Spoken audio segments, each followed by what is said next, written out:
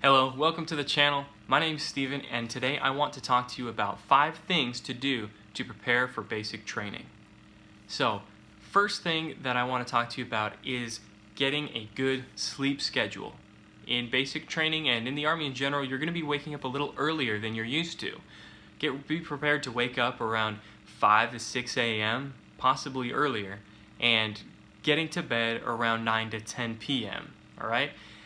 The reason I say that is because that's the way things run in basic training. Depending on your company, the way things are done, and your platoon, you might be waking up earlier or later than 5 a.m. or 6 a.m. But generally in that 1 to 2 hour block between 5 a.m. or between 4:30 to 6:30 a.m., you're going to be waking up. So be prepared to wake up around that time and get to bed around 9 or 10 p.m. so to make sure you get enough sleep. All right, so that's generally good advice. Second thing that you should be prepared for is stopping addictive behavior. So lots of people in the Army, they might use alcohol and tobacco, or they might participate in other addictive behaviors, legal addictive behaviors, but when you're in basic training, you're not allowed to use tobacco, you're not allowed to use alcohol. You're not allowed to play video games when you're in basic training. You're not allowed to do all sorts of things which are habits that you have today. You're not going to be able to do them during basic training. And if you prepare yourself to be cut off from that soon, then it won't be such a difficult transition when you get into basic training. Some of these things you do every hour on the hour. Some of these things you do 2 or 3 times a day. And so, if you're prepared to do them no times a day for 10 weeks, then it'll be the transition will be much easier when you get there. The third thing, which is one of the more important things, I think, is tying up loose ends.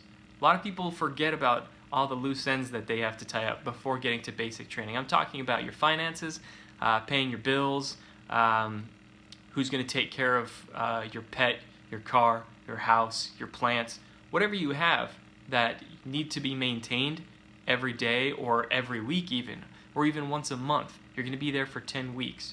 So make sure that somebody, or in some way, your loose ends are tied up. All right?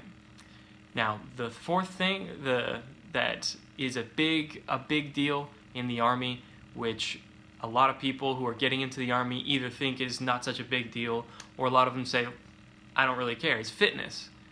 Fitness is something that when people get into the Army, either they are gung-ho for it, they are all ready for the fitness, and other people are not ready for that life. There are some people who join the Army who could barely run a mile when they get in, and it's a really big challenge to go from not being able to run 1 mile to suddenly you got to run 4 miles in 36 minutes, or you got to run 2 miles in 18 minutes or less. So this is a big challenge for a lot of people who are getting into the Army, who aren't prepared. So you have to be able to do plenty of push-ups. I'm talking for the PT test, you got to be able to do somewhere between 40 to 50 push-ups just to pass in 2 minutes. 40 to 50 push-ups in 2 minutes just to pass. That's on the male grading scale. Sit-ups. You have to do around 50 or so sit-ups to be able to pass on the male and female scale. And then your 2 mile time, you got to be able to run it faster than 18 minutes, at times even faster than 16 minutes.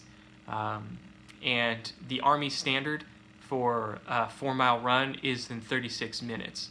You might be stationed after basic training, you might get stationed at another unit that has an even faster standard than that. Here at Fort Campbell in the 18th Airborne Corps, you have to be able to run 4 miles in under 32 minutes. Now, certainly not everyone can do that, but these are standards that are set, and you need to prepare yourself for these physical fitness standards. You're in the Army after all. You're not just joining a club. Physical fitness is important. And the last thing that I want to address is write down and have written down in your personal items that you're going to carry with you, say in a notebook, in a journal, in your book of in your Bible or whatever religious text that you have, you're allowed to keep with you.